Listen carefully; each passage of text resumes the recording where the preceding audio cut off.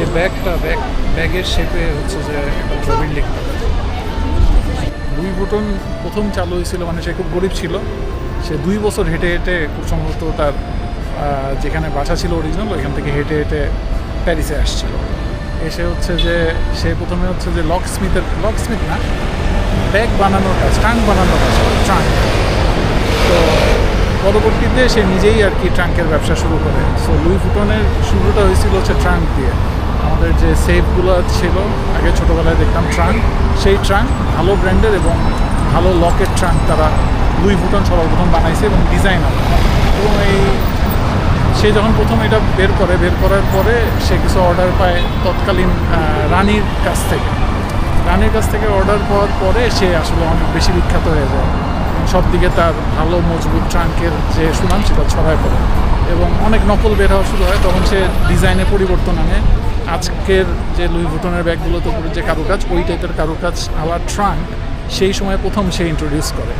তো যাই হোক, আজকে যে অরিজিনাল লুই ভুটন যে লোকটা চালু করছিল এই ব্র্যান্ডটা, সেই লোক আর বেঁচে নেই। ইনফ্যাক্ট তার ফ্যামিলি লাইনেরও কেউ এটা চালায় না। কোনো এক ব্যবসায়ী এই ব্র্যান্ডটাকে কিনে নিয়ে এখন সেই চালায় এবং এটাকে আরও বড় করছে। এবং ট্রাঙ্কের পাশাপাশি, মানে ট্রাঙ্ক তো মেইন ছিল, এখন ব্যাগ এবং ব্যাগের পাশাপাশি বিভিন্ন ধরনের গার্মেন্টস, মার্চেন্ডাইজ, মানে পুরোপুরি একটা ফুল ফ্লেজেড ব্র্যান্ড বানায় ফেলছে এটাকে, পৃথিবীর ওয়ার্ল্ডের বিখ্যাত। তো এটা দেখলাম, নিউ ইয়র্কেও মনে হয় একটা আছে। তো এটা দেখলাম, দেখে খুব ভালো লাগলো। ঘুরতে ঘুরতে এমন একটা জায়গায় আসলাম ফ্রান্সের প্যারিসে, যেখানে হচ্ছে এরকম, এটা হচ্ছে গিয়া ফ্রান্সের ইন্ডিয়া গেট।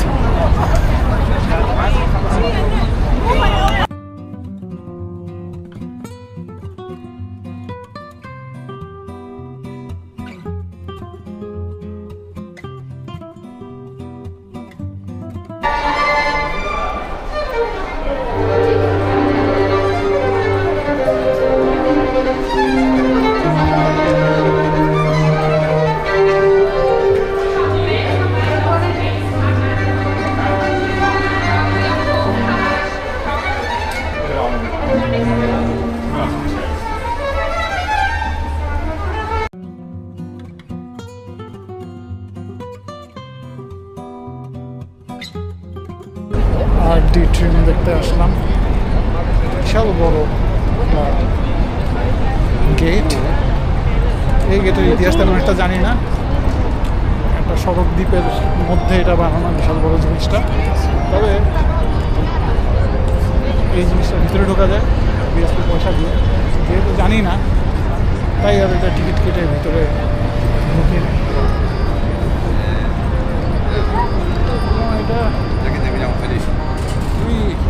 এটা অ্যাস্ট্রোনাইজিং থিং যে এই বড় বড় এই জিনিসগুলো, মূর্তিগুলো কীভাবে কার্ভ করে এখানে লাগাইছে বা কনস্ট্রাক্ট করছে জিনিসটা।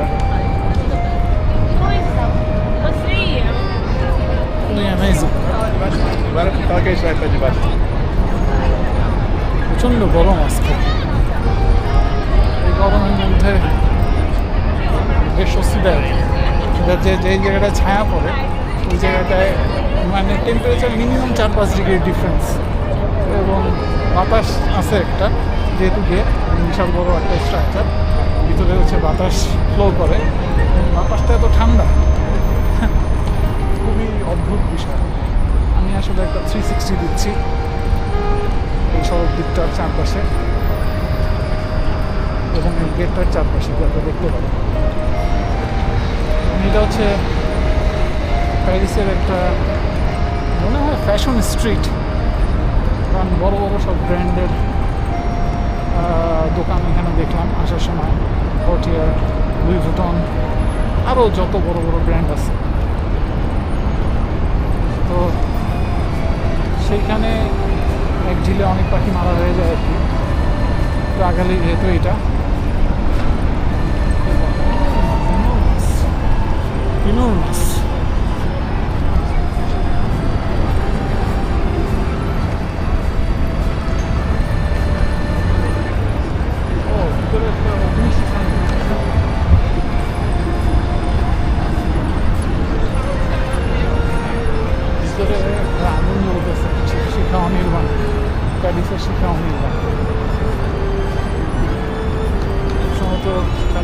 দেখো, এটা হচ্ছে যে সম্মান জানাইছে, এটা স্মৃতিসৌধ মেমোরিয়াল, ফ্রান্সের বীরদের প্রতি শ্রদ্ধা জানায়।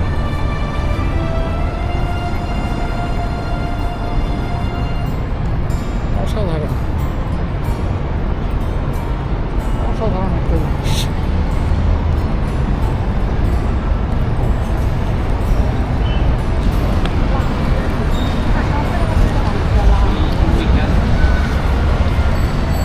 এটা হচ্ছে বাসিরের আইসক্রিম, বশির ভাইয়ের আইসক্রিম, অত্যন্ত বিখ্যাত ফ্রান্সের। তাই ভাবলাম খেয়েই দেখি। মেলা দাম।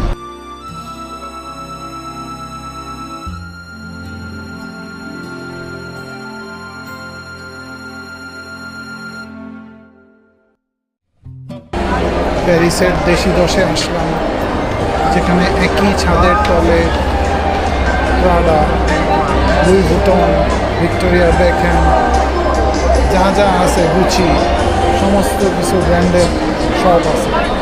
এখানকার সিজনটা মারাত্মক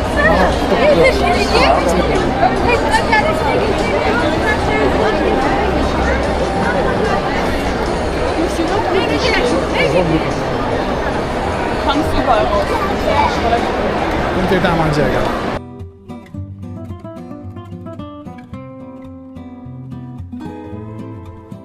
দেশি দশের ছাদে উঠলাম, সেখান থেকে পুরো প্যারিস শহর দেখা যায়, কিন্তু জীবন তাবা তাবা। রোদের যে তাপ আছে, 32 to 33 কিছু একটা, ব্যাপক রোদ। এই রোদে কি এখানে আসা যায়? কারো যদি বেশি কুরকুরানি থাকে রোদে জলসানোর, তাহলে আসতে পারে আমার মতো, নাইলে আসার কোনো মানে নেই। এমনি দেখতে মোটামুটি ভালোই, কিন্তু এত রোদের মধ্যে তেমন একটা সুখকর না বিষয়টা। আইফেল টাওয়ারের কাছে আবার আসলাম দেখতে। বিশ্বাস করবেন কিনা জানি না, একটা স্টেশনে নামছি, স্টেশনটার নাম বীর হাকিম স্টেশন।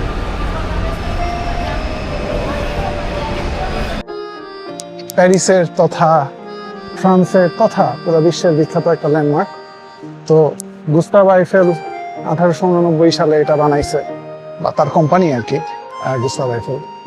তো এটা এসব ইনফরমেশন ছোটবেলায় বইতে পড়ছিলাম, কিন্তু এটা নিয়ে ঘাটাঘাটি করতে গিয়ে আরো কিছু ইনফরমেশন জানতে পারলাম। সেটা হচ্ছে যে এটা তো বাণিজ্য মেলা উপলক্ষে বানানো হয়েছিল, সেটা আমরা জানি, কিন্তু পরবর্তীতে এটা 20 বছরের মধ্যে ভেঙে ফেলার কথা।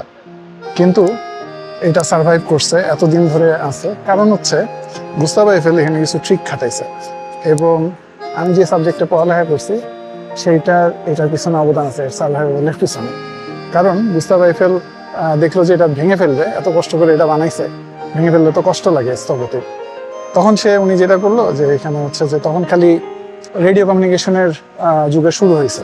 তো এগুলো নিয়ে যেসব সায়েন্টিফিক এক্সপেরিমেন্ট হতো, সেগুলোর জন্য বিভিন্ন ধরনের ট্রান্সমিটার বসায় দেখাইছে যে রেঞ্জ অনেক বেশি দূর পর্যন্ত কমিউনিকেট করা যায়।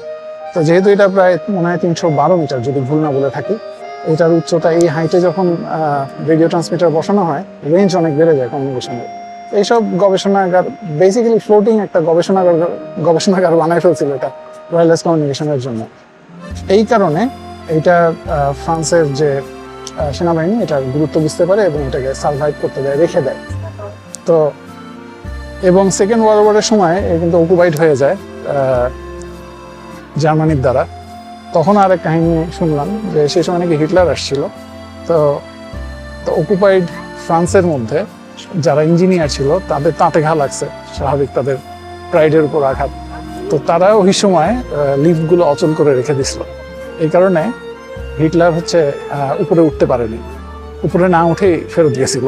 তো এটা তারা একটা বিজয় হিসেবেই দেখছিল তৎকালীন ইঞ্জিনিয়াররা।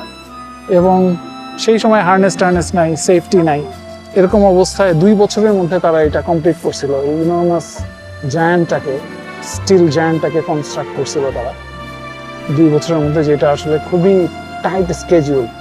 এবং এটা যখন বানাইছিল, এই বানানোর সময় সেফটি কনসার্ন, মানে সেফটির ব্যবস্থা তো খুবই কম ছিল, হার্নেস ছিল না। তারপরও একজন মাত্র মানুষ মারা গেছে। খুব সম্ভবত 300 জন কাজ করছিল, তার মধ্যে একজন মারা গেছে 2 বছরের কনস্ট্রাকশন ওয়ার্কে।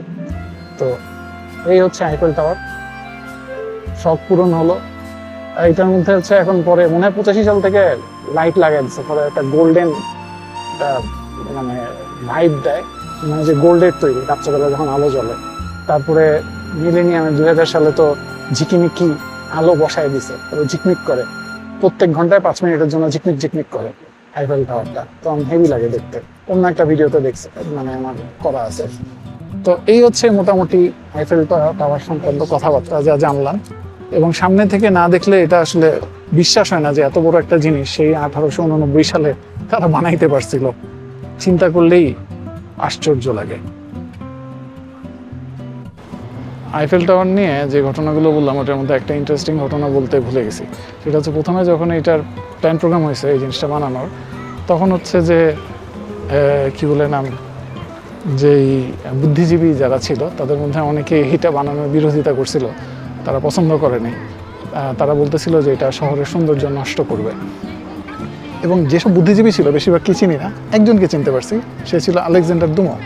আপনাদের কাছে নামটা পরিচিত লাগতে পারে, কারণ 3 মাস্কেটিয়ারের রাইটার হচ্ছে সেই আলেকজান্ডার দুমো, বিখ্যাত 3 মাস্কেটিয়ার্সের রাইটার।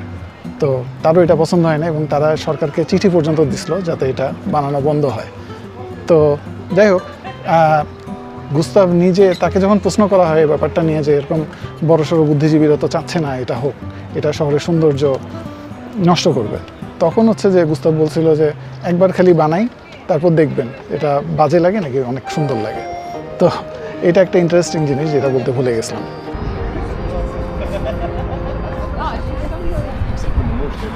দিকে এখানে বিবাহ হচ্ছে,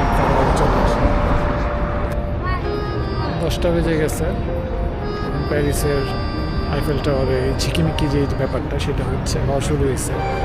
তো একটা জিনিস শেয়ার করতে ভুলে গেছি, সেটা হচ্ছে যে যখন আইফেল টাওয়ার দেখছি প্রথমেই আমার মনে হয়েছে কি, আইফেল টাওয়ার তো বইয়ে পড়ছি, কিন্তু প্রথম যে জিনিসটা মনে হয়েছে সেটা হচ্ছে যে আইফেল টাওয়ারে খুব ভালো মতন আমি আগের মানে আশেপাশের এলাকাটা ছোটো থেকে খুব ভালো মতন চিনি। এখন প্রশ্ন আসতে পারে যে কীভাবে ভালো মতন চিনি, কত অপারেশন চালাইলাম এই জায়গায় গ্রিন বেরেটে নিয়ে কমান্ডোস 2-তে।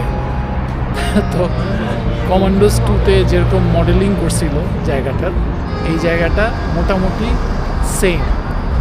বিল্ডিং টিল্ডিং চেঞ্জ হচ্ছে, ল্যান্ডস্কেপ চেঞ্জ হচ্ছে, বাট রাস্তাগুলো সবই সেম। সো এই জায়গাটায় হচ্ছে যে প্রচুর অপারেশন চালিয়েছি গ্রিন বেরেকে নিয়ে সেকেন্ড ওয়ার্ল্ড ওয়ারের সময় কমান্ডোস গেমে। সো ওই জিনিসটা মনে হলো, পাইরোস অফ যে কোথায় হারায় গেল, কমান্ডোস 5 বানাইছে খুবই বাজে, তারপর থেকে হারায় গেল। আই উইশ তারা আবার ফেরত আসবে।